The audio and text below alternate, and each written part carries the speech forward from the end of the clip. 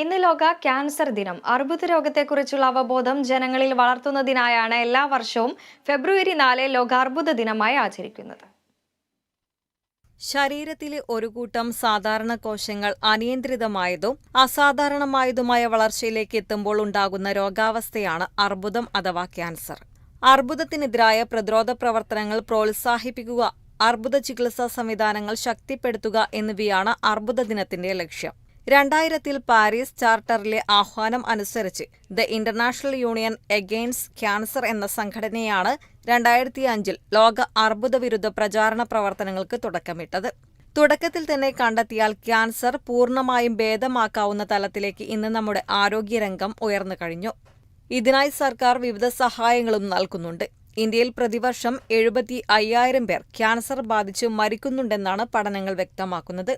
ലോകത്തെ മൊത്തം ക്യാൻസർ രോഗികളുടെ എണ്ണം പരിശോധിക്കുകയാണെങ്കിൽ അതിൽ 20% രോഗികളും ഇന്ത്യയിൽ നിന്നുള്ളവരാണ്. വ്യായാമമില്ലായ്മ, തെറ്റായ ഭക്ഷണരീതി എന്നിവയല്ല ക്യാൻസർ പിടിപെടുന്നതിന് 2 പ്രധാന കാരണങ്ങളാണ്. പുകവലി, മദ്യപാനം, അമിതവണ്ണം എന്നിവയും ക്യാൻസർ സാധ്യത വർദ്ധിപ്പിക്കുന്നു. കൃത്യമായ ജീവിതശൈലിയിലൂടെയും ആരോഗ്യകരമായ ഭക്ഷണശീലങ്ങളിലൂടെയും ഒരു പരിധിവരെ നമുക്ക് ക്യാൻസറിനെ ചെറുക്കാൻ കഴിയും. Health desk, Kerala vision news.